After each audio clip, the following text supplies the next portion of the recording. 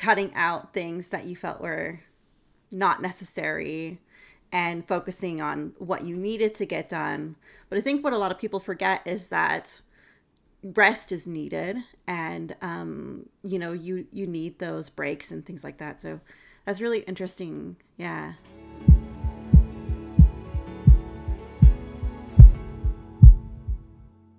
Hey, everybody, welcome to Life Happens and Then You Die, a podcast where we talk about life as it actually shows up and not just how we wish it would. I'm Melissa. And I am Jessica. If you listened to our last episode, we challenged ourselves to spend a day being more intentional with our time. It started as a conversation about are you busy or are you just distracted? But we quickly realized intention was really at the heart of it. Instead of stopping after one day, we decided to keep the experiment going. It's been a little over a week now, so today we're talking about what we learned. Mm-hmm. So, Jess, do you feel like your answers from last episode held up? Like, do you feel like how did it evolve for you throughout the week? I think my answers held up just not in the way I expected. In the last episode, I said I thought the hardest part would be maintaining my creativity and motivation throughout the challenge. I was worried I'd run out of steam or struggle to get things done. What surprised me was that productivity wasn't the problem at all. I actually got more done than I expected. Oh, good. The part that didn't hold up was my assumption that I could keep that pace going without taking breaks. I mean, we talked about intentionally building time in our days to unwind, and I completely ignored that part. I kept pushing forward, and by the end of the week, I could feel it catching up with me. I was still getting things done, but I wasn't enjoying the process anymore. It started feeling less intentional and more like I was going back to just checking boxes. Yeah, so you didn't really take time to rest. Yeah. Yeah, because you were just so focused on cutting out things that you felt were not necessary and focusing on what you needed to get done.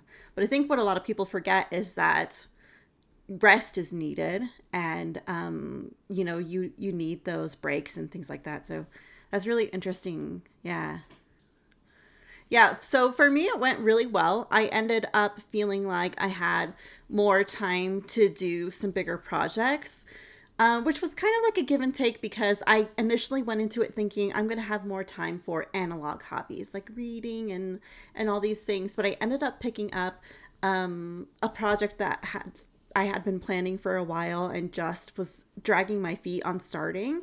So I started that little. I started a YouTube video, and then I also picked up some writing projects that I had kind of just set aside and forgotten about, and so I picked those back up. And I don't know, I just felt more productive and more better. I just used my time better.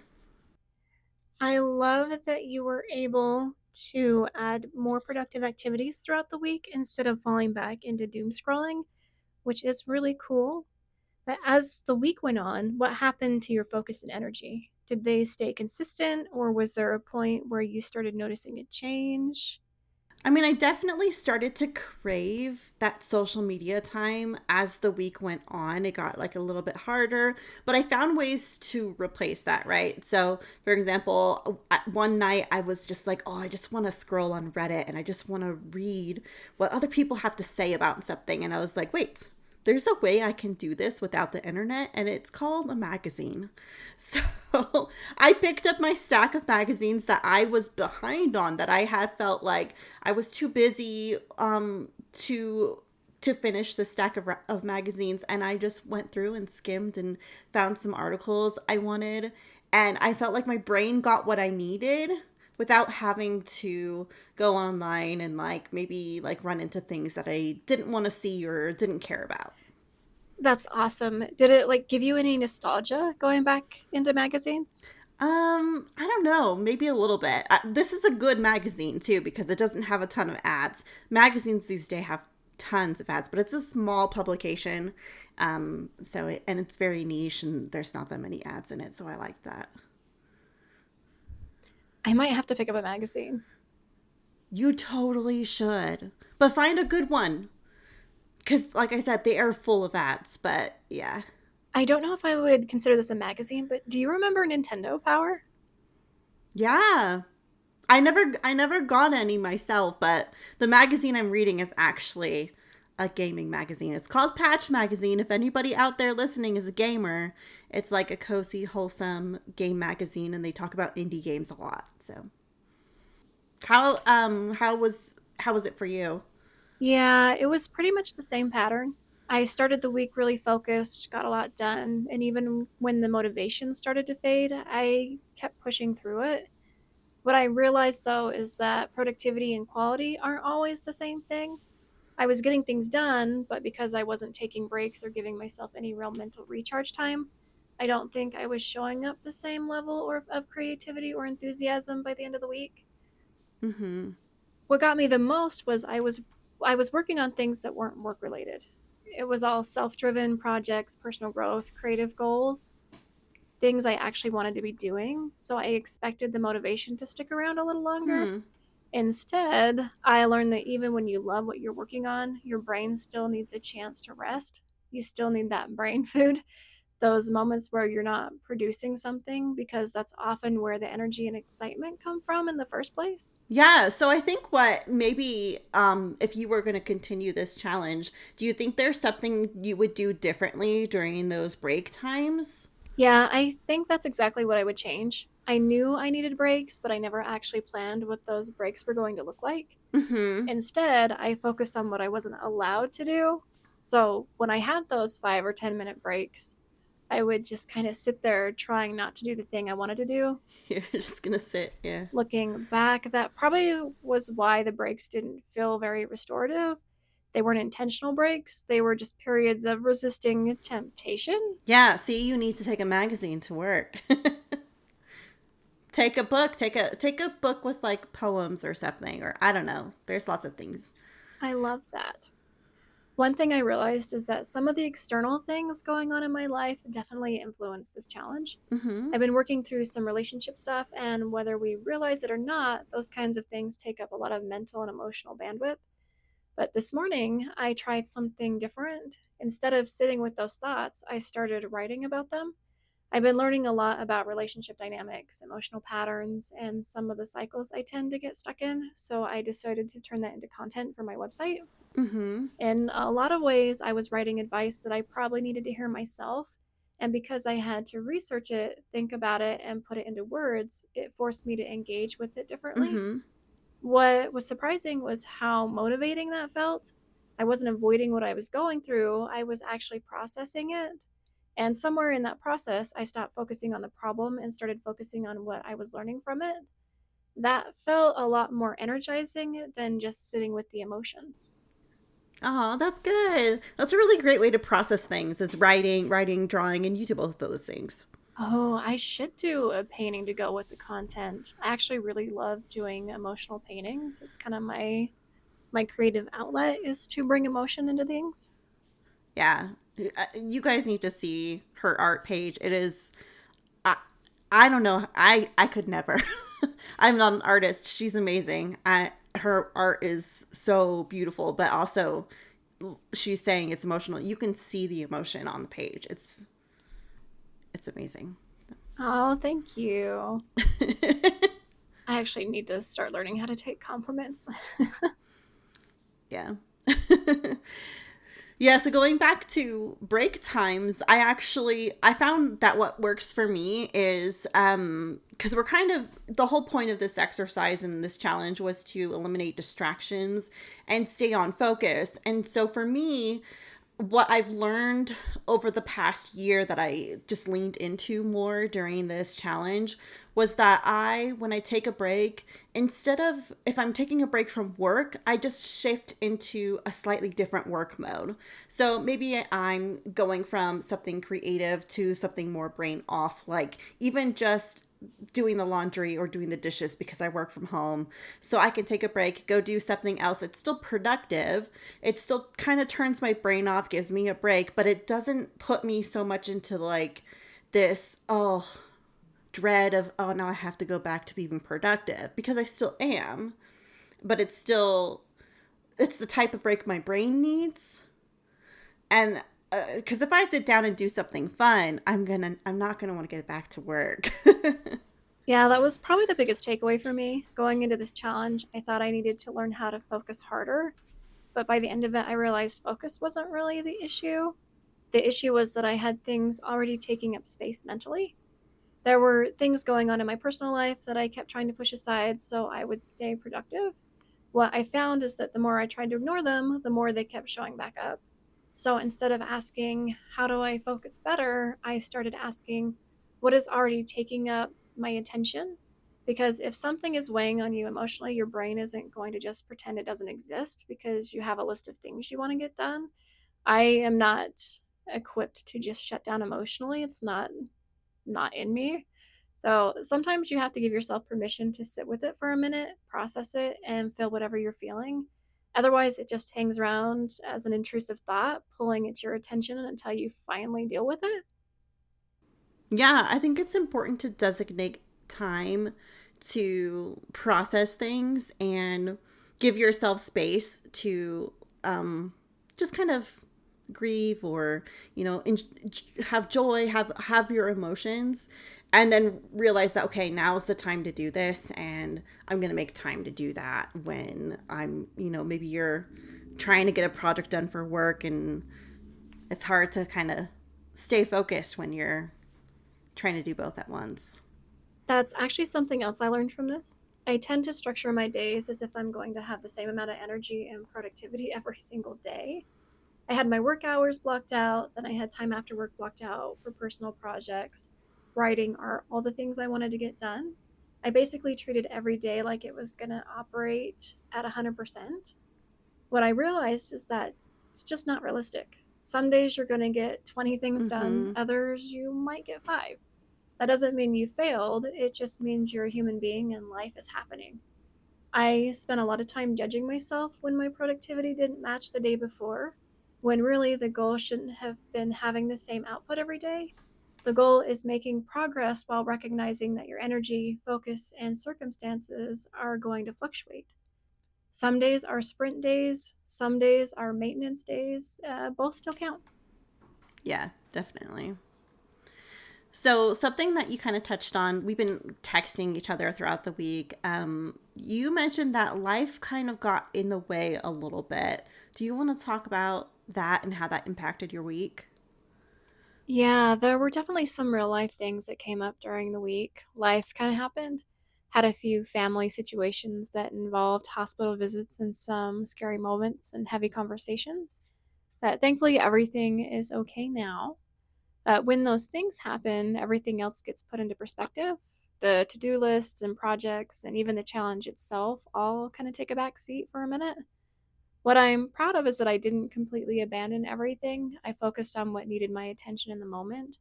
And when I had the capacity, I came back and kept moving forward. Maybe not at the pace I originally planned, but I kept going. That's probably the biggest lesson I took away from this is productivity isn't just about what you can accomplish when everything is going right. It's about continuing to move forward when life doesn't go according to plan.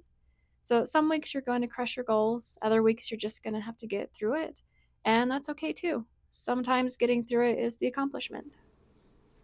Did you read my show notes, Jessica? Is that did I have you read them? I am terrible and I did not. That's basically what I put in response to what you wrote this week. I was reading because Jessica put all her thoughts for the week, and I was reading over them, and I almost felt like I was responding to her, and so it's funny that you haven't read it. But one of the things I thought of when I was reading about how life got in the way for you was that we have to give ourselves grace. We can't be perfect all the time, and we're never going to be perfect. And we just need to give ourselves space to say, like, hey, it's okay that today didn't go the way that it's supposed to because there's always tomorrow. Yeah, and I think that's an important distinction. We tend to treat distraction and limited capacity like they're the same thing, but they're really not. Distraction is when your attention is being pulled away from what you're trying to do. Limited capacity is when you simply don't have the same mental, emotional, or physical bandwidth available that day. Mm-hmm. The solution to distraction is usually removing whatever is competing for your attention. The solution to limited capacity is often adjusting expectations, taking care of yourself, or recognizing that you can't operate at 100% all of the Yeah. time. I think a lot of people are harder on themselves than they need to be because they assume they're distracted when they're actually just running low on bandwidth. Yeah, it's okay if some days you're just surviving. So we talked about my week, but did you have anything, life events that kind of derailed your week, or what happened with you? So, right now, my life is pretty boring, and I feel like that's just a privilege because it just means that, you know, things are stable right now, right? And we all go through phases of life where things are stable, and maybe things are not so stable, and we've all been there. But for me, it was a pretty quiet week. We didn't have any emergencies, although we almost had one, but it was okay. My dog maybe got into some sugar or something, and it irritated her a little bit, so she had some bloody stool, but just one time and it was gone, so we're good. We don't have to take her to the vet, which is nice. um but yeah, it was a pretty quiet week for me, and I just think it's important to remember that we're not all in the same place. And when you are with a friend who's in a place that's different from you, just remember when maybe you were in a similar situation. So, One thing I want to mention is don't get caught up in what everyone else is doing. Just focus on yourself and doing your best.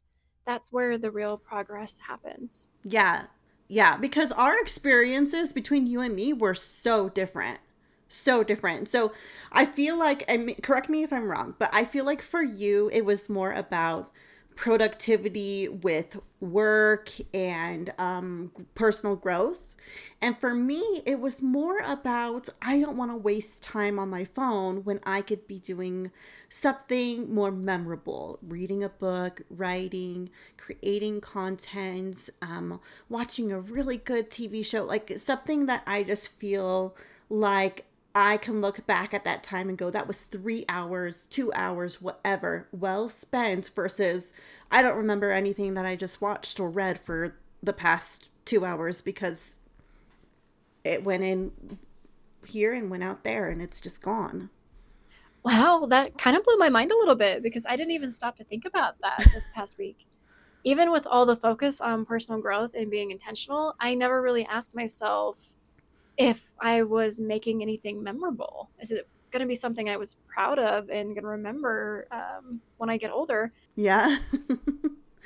Yeah, I think maybe that's just a byproduct of me having, my little boring life where I don't have a lot of emergencies and drama and things going on. And so I have built this habit of romanticizing everything to make things more memorable. Otherwise, it's like, what did I even do last year? But through my personal content creation, I do a lot of romanticizing of my hobbies. Like, I'll take, for example, a video game that I'm playing, and then I'll theme the whole weekend around like things in that game. Like when the Hobbit game came out, I had this whole big weekend where my husband and I cooked everything from scratch, and we made very like Hobbit esque meals. And it was just, we ate like a Hobbit, and it was the best, most delicious weekend ever. But if I hadn't made plans to do that, it would have just been a regular weekend playing a game that I probably never would have remembered. I love that so much. I want to have a Hobbit night. That sounds like so much fun. Have a Hobbit night. Everybody should have a Hobbit night. Hobbit movie marathon. Yeah, but I also want to challenge you not to think of yourself as boring. I would consider it more stable. Yeah. Mm-hmm. Yeah. I always tell people I'm boring, but everybody's like, "You're not boring." And I'm like, "I feel boring." Melissa is not boring. In fact, when we worked together, I would get these Slack messages from Melissa asking if I was ready for a walk. And hell yeah, I was always ready for a walk. Taking those walks and just talking about life was the best part of my day. Thank you. So, something else that came up for me while we were doing this challenge is how ADHD and neurodivergence fits into the conversation about focus. A lot of productivity advice tends to center around discipline, habits, and consistency. And while those things can be helpful, it seems like that conversation can be more complicated for people who are neurodivergent. Mm-hmm. I'm definitely not an expert on ADHD or neurodivergence, but it made me curious about how focus is experienced differently from person to person, because not everyone is starting from the same place, and the strategies that work for one person may not work for someone else. So, how do you think about focus through that lens? Is it less about trying harder and more about understanding how your brain works and finding systems that support it? I would love to hear your thoughts. So one thing that's also very interesting about that whole I won't say movement or anything, but just kind of this awareness of, there are adult people who are finding out that they have some sort of neurospicy, autistic, whatever it is. And I often wonder if I have something. I don't know what. I'll watch a video and I'm like, that's kind of like me. But I don't know. I don't even know where to begin trying to diagnose something like that, and like where to go, like who to talk to. But I definitely feel like I have something because I just have weird quirks. But I feel like for me and whatever's going on in my brain, organization, focus, all of that is easy for me. I can lock in so easy. And like even today, for example, I had a coworker who messaged me at like 10 a.m. I didn't even see it, didn't even notice the Slack notification going off. I checked in at 12 o'clock after I was done working on what I was working on. And I was like, oh, I didn't see your Slack message. And then I arranged a time to meet with them. But I was so locked in with what I was doing that I didn't allow for any other distractions, not even work distractions, not even Slack. I was just like, I will check that Slack. I probably like heard it and went, I'll check that when I'm done with this. And then I finished that and then checked it. Oh, for me, that would take a lot of discipline because I'm so used to responding to things as they come in. In our previous career, there was kind of an expectation that if a Slack message popped up or an email came in, you answered it right away. We got really good at bouncing between 20 Yeah, different things all day long. And for the longest time, I thought that meant I was great at multitasking. It turns out I was mostly just interrupting myself over and over again because multitasking really isn't productive. it hurts you. I actually read something that it takes you like maybe 10 or 15 minutes to get back into the mind frame of the task that you were working on. So when somebody interrupts you and it takes like 2 minutes to answer the message, you're actually it takes you like 10 or 15 minutes to be like, okay, wait, what was I working on, and get back into that. You're probably just going to tumble into more and more distractions. Well, I just checked this Slack message, so now I'll check this one and this one and this one, and my phone just went off and I'll check that. So Yeah, and I got better at it over time. It almost became an art form. But there were always the moments when I switched back where I'd have to sit there and think, okay, what was I doing? A lot of the work I do isn't really step by step. I'm problem solving as I go, connecting dots in real time. So when something interrupts that train of thought, it's like the mm-hmm. whole line gets disconnected. Then I have to go back, retrace my steps, reconnect all the dots, and figure out where I was headed before I can start moving forward again. And sometimes that takes longer than the interruption itself. Yeah. But I think our environments really impact this, though, because you brought up a good point where our last workplace that we worked at together, you had to respond to Slack messages within like a certain time frame, or else it was just kind of like, you wouldn't get in trouble per se, but it was just kind of like, well, you needed to, even though maybe the bosses didn't follow the same rules. But, um, and if they're watching, sorry. Um, when I was first there, I would get distracted by Slack messages. I would go and answer them, but then they actually brought somebody in who talked to us. You probably remember, I don't remember her name, but she did like 2 or 3 like sessions with the whole team. And she talked about like time blocking and all these different things, and like prioritizing, like there was like a chart you could prioritize. I can't remember what, there was like 4 categories or something. And after that meeting, what I took away was, well, if I need to finish something, I'm going to finish that thing before I respond to your Slack message. And then after I've done that, I'm going to take 10, 15, however many minutes, and I'm going to check all my Slack messages, be done with that, go back to my next task. Then when that's done, I check back in. Like, so I kind of built a routine. And so I don't know if if it's that routine that I've just taken from that and kept with me, or if it's now my home environment and the work environment I'm in now, where it's like, I'm only working maybe like 10 hours a week, and so I can check in and it will get done. There's plenty, like I have plenty of time throughout the week to get it done. Nothing's an emergency. It'll be there when I am ready to look at it. All right, folks, just a quick side note while I'm editing this episode, because Melissa mentioned this and I got curious enough to look it up. The training that we had was called the Eisenhower Matrix, and it's a simple way to organize tasks into four categories: the urgent and important, the do it nows, the important but not urgent, the put it on your calendar, schedule it, the urgent but not important, see if someone else can do it or delegate it, and the not urgent and not important, ask yourself if it even needs to be done. A simple exercise is to take your to do list and put every task into one of these four categories. You may be surprised at how many things feel urgent but aren't actually that important. All right, sidebar over with. Let's get back into the episode. Yeah, I think that's a really good point. Our environment plays a huge role in how we focus. I think it starts with asking, what conditions help me do my best work? For some people, that's a quiet room with no distractions. For others, it's background noise, music, or even being around other people.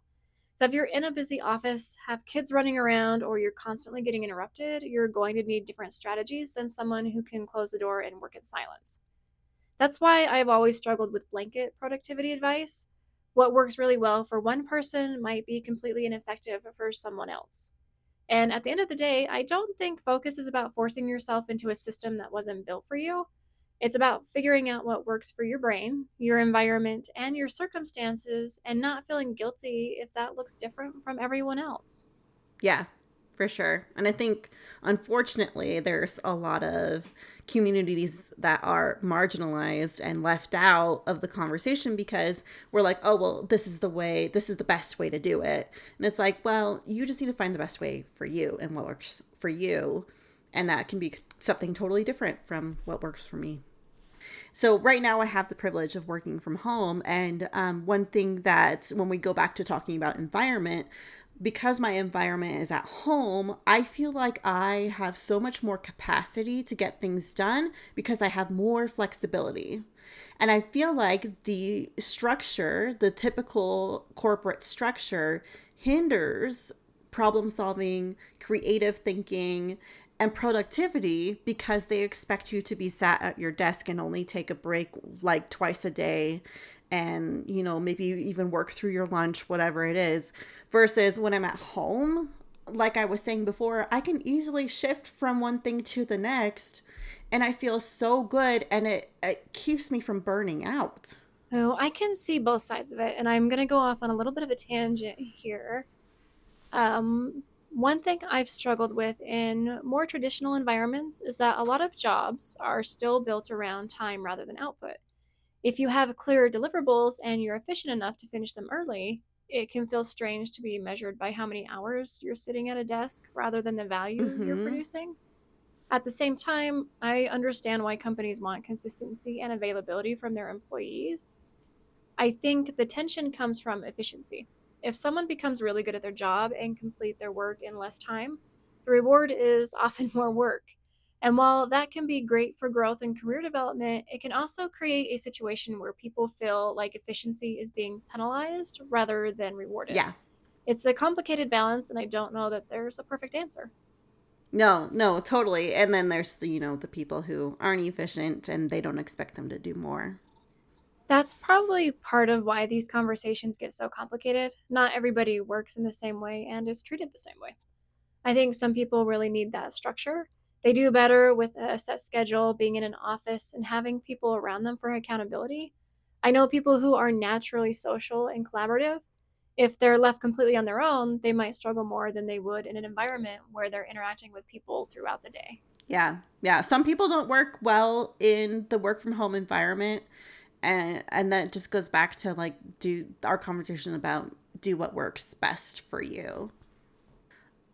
So this whole week was about eliminating distractions as much as possible and being more productive, stop wasting time.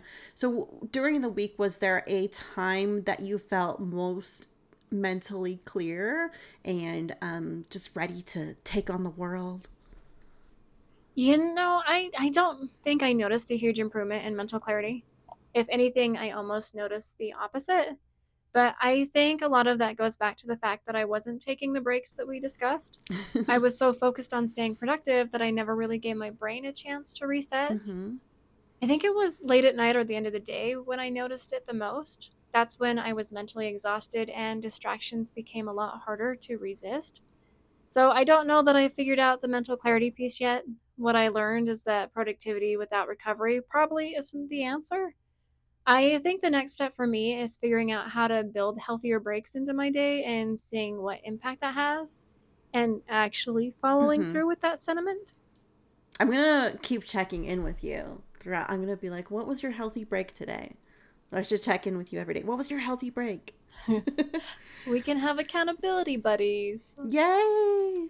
For me, and I've noticed this over again, like the past year. Well, not even just the past year, but the past few years, I've noticed that I find myself the most clear. I find myself processing the most when I'm on a walk. For me, that's my thing. For you, I think feel like it's probably drawing and writing. For me, it's walking. I get out there in the fresh air with my dog and my husband, and I can just feel like the world doesn't matter right now. All that matters is what I'm thinking and the things that I'm going through, good or bad. And it helps, I find inspiration when I'm on walks. Even if I'm listening to a podcast, I feel like I'm part of the conversation and I'm reflecting as they're talking about whatever they're talking about. I'm reflecting back on my thoughts for that subject. And I feel like I grow as a person when I'm out on a walk. I love it. Go touch grass. Yay, touch grass as long as, well, I guess if it's raining, you can still go outside with an umbrella, but. Oh, this is random, but I was actually having a conversation with someone, and a challenge popped up saying, if you could create a national holiday, what would it be? And his response was, go touch grass day. That was it. No rules, just go outside, touch some grass, and exist for a little bit. And I thought it I was love beautiful. that. That's so awesome. I would love to go touch grass day. Everybody's at the park. Oh, that would be so fun. Reminds me of the days of Pokemon Go when everybody was outside catching Pokemon. Like, come on, let's do it again. That was great. Do you think that distraction is sometimes just avoidance dressed up as productivity? And I ask this because this is something I caught myself doing during the challenge. It wasn't that I was avoiding work, I was being productive, I was making progress. The problem was that I was making a little bit of progress on a lot of different things. And when I really sat with that, I started wondering if part of it was because as long as I kept spreading my attention across multiple projects, none of them ever got far enough along to fail. I can work on my book or artwork or write content or podcast outlines. Everything keeps moving forward, but nothing gets pushed to a point where I have to find out if it succeeds or fails. There's a certain safety in staying in progress mode, I think, because once you commit to one thing and really go all in, you create the possibility of failure. People might not like it. It might not work. I might discover that I'm not as good as I'd hoped I was. So I started wondering if sometimes what looks like distraction is actually fear.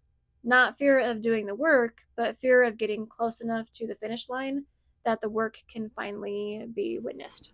Yeah, so you're still staying busy, but you're not doing prioritizing the things that really matter. This makes me think of something I've done my entire life, especially with my artwork. When I create something I'm really proud of, I have a tendency to slow down and keep finding reasons not to release it. Hmm. One more tweak, one more adjustment, one more thing to finish first. And for years, I thought I was afraid people wouldn't like the artwork, but that's never really been it. The artwork is usually the one thing I'm pretty confident in. What gets uncomfortable is when the attention shifts from the artwork to the artist.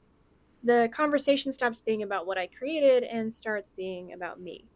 And if I'm being vulnerable, that's where a lot of my self worth issues show up. It's easier to believe in the value of something I made than it is to believe in my own value. So I stay busy, I start another project, I make progress somewhere else, and I keep myself in constant motion. Because as long as I'm still working on it, I don't have to fully step into the spotlight. And maybe that's why spreading myself across a dozen projects feels safer sometimes. Because the moment I release something that matters, I lose control. It's not just about how people perceive the work, but if they look past it to me, and it makes me uncomfortable. Yeah, that actually reminds me, or kind of invokes this thought in me of something that I do, and I still do it today, but I used to do it a lot at our last job because I had a lot of anxiety with our last job. I'm doing so much better now, but um, emails were really hard for me. And I would have this tendency because I would get these bouts of anxiety going through my inbox and being like, oh no, is something going to blow up? Is there going to be an emergency? Like, what's going to happen? So I would avoid looking or like opening an email until I felt mentally ready for whatever was going to be in that email. So I'd be like, well, I'll just open that like later after I've done these other things that I know have to get done, right? They have to get done. And I'll do that after because that could throw off my whole day and these other things need to get done. And so I would put off. I would still answer my emails like I'm supposed to. I was really good at answering my emails. It's just that mentally I was afraid of them. And so I would put off looking at them until I felt like, okay, if something goes wrong, I have time to deal with it. I'm ready to open this email now. And then I would open the email. And then a lot of times it was like, oh, it's just like, oh, thank you, blah, blah, blah. And I'm like, why was I afraid of opening that email? I'm putting off something that's really not that scary and really not that hard. And if you just face it head on, you can move on with your day. You don't have to have it nagging at the back of your head like, oh, I have to check that. I still have to do that. So that's something that I do, and I still do it today. Sometimes I'll just be like, I'm not ready to hear, like, because I work with companies that have like sponsorships and things, and so if I'm not quite ready to hear a rejection, I might not open an email because I'm like, oh my gosh, what if they said no? Like, what's, because that's the worst thing ever, right? Somebody saying no to you. But I do that. I definitely do that. Just different than you. Okay, so I'm actually excited for this next question. It's if you operated the same way you did this week for a year, where would you be? Okay, I feel like this week was really good for me. So I feel like I would have a lot of personal growth and I would be in a place that just feels really good. In fact, so Sunday night was the seventh day. The seventh day, that sounds like very doom and gloom. The seventh day.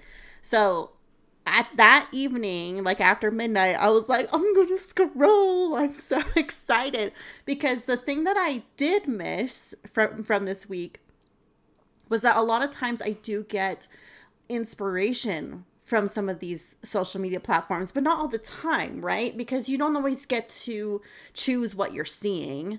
But I do find some creators or some mutuals or some friends or sometimes random people, I find them inspirational, but it's just hard because it's like you don't always you're not guaranteed that every time you open a social media app. You're not guaranteed like this is going to be the most inspirational scroll of your life. You're going to walk away so motivated and inspired.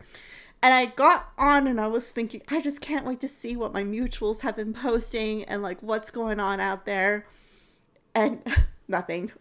I was like, there was like nothing. Maybe everybody took a break from social media last week because there was nothing good that I wanted to see. I was trying to like just get those great happy feelings and I was like, I just wasted my time. And I only scrolled for like maybe 20 minutes too, but it felt like forever. That's the really other interesting thing is now that I'm allowing myself to scroll again, I still have a lot of limits on my phone. And so one of the things is when I open an app, it limits me to 20 minutes on that app.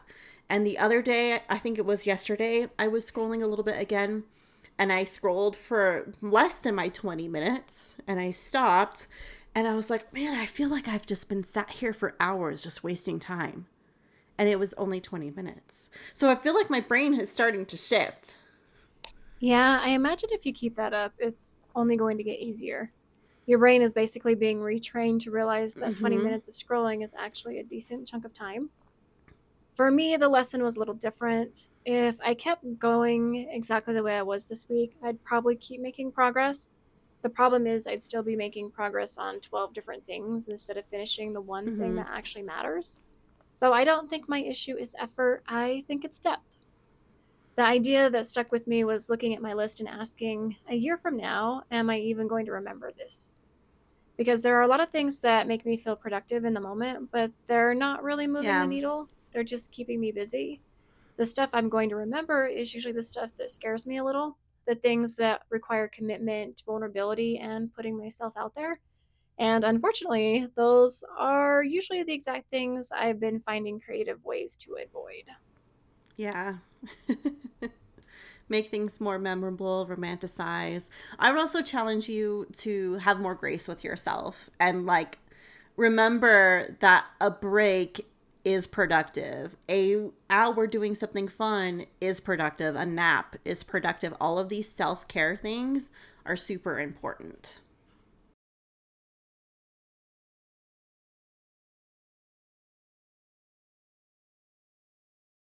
That way you can maybe quickly look it up hopefully. I would like to see because one of the biggest distractions we decided was our phone. And I would like to see what your phone time looks like before the challenge and after or during the challenge. Okay, so I'll go first because I've already looked this up.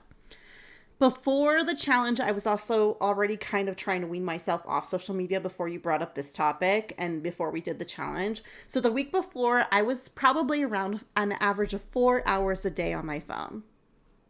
The week before that, I would say my average is more like 6 to 8 hours a day on my phone. Okay. During the challenge, my average was 2 hours a day on my phone. So I cut in half from the previous week. Oh man. So before the challenge, my average was 8 hours and 16 minutes a day on my phone. Wow. Now, to be fair, it says about 3.5 hours were productivity and finance, and another 2 hours were Oh, education. see, mine doesn't split up like that. It does split by app. And I will say my most used app is YouTube because I will set my phone down on the counter while I do the dishes and watch a YouTube video, or while I do my skincare, I'll have a YouTube video or listen to a podcast on my phone. So go ahead, keep going. So now I'm down to 3 hours and 20 minutes, which More than is half. interesting. To be fair, an hour of that is Duolingo, and it also counts Spotify, which feels a little unfair. Yeah, exactly. Yeah. All right, we are at my favorite part of the episode, and it's the takeaways. So, my biggest takeaway is that focus isn't just about discipline, it's about awareness of where your attention is going, what's pulling on it, and what kind of a capacity you actually have that day. Because some days you can push through and get great results. Other days, pushing harder just creates more frustration and makes everything feel heavier than it needs to be.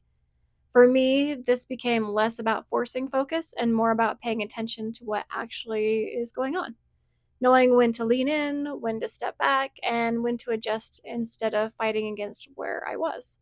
That was probably the biggest lesson I learned from this whole week. Yeah. I like that.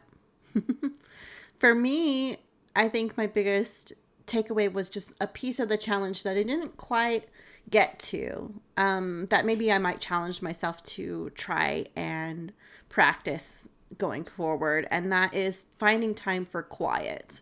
Because one of the things that I thought about during that first 1 day challenge was I did a lot of contemplating that first 1 day challenge, and one of the things that I thought about was with that whole conversation of busy and distracted.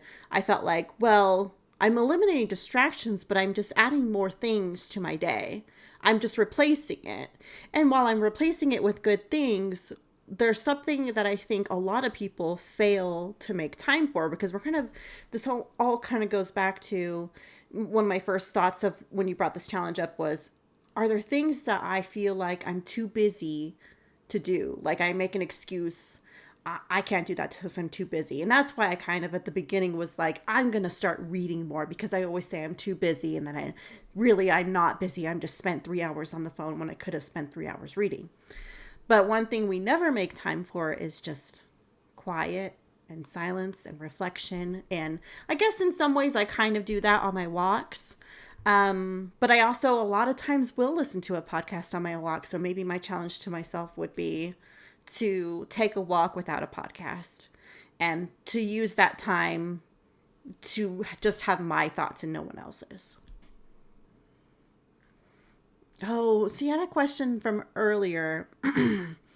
I was going to put it in when we were talking about the neurodivergence and stuff to see if anybody out there has a different perspective of what productivity, distraction, and busyness looks like for you, and how your brain operates through all of this. I would love to hear, what works for you, what doesn't, and if you've ever done one of these challenges. I feel like these challenges are pretty popular where it's like you stop doom scrolling and you replace it with something else. So I would love to hear your experience on if you've done that before and what you did and how it went for you. Yeah, let us know what you think. We'd love to hear your experiences, especially if you've tried something similar or have ideas for challenges you'd like to see us take on. We love experimenting with new things, and there's a good chance we'll revisit this one down the road. Maybe 6 months from now, maybe a Yeah. year, and see what stuck and what didn't. Thanks for spending some time with us today. If this episode resonated with you, feel free to follow, share it with someone who might enjoy it, or leave us a comment. We'd love to hear your thoughts, and we appreciate your support. And with that, we will see you next week. Bye.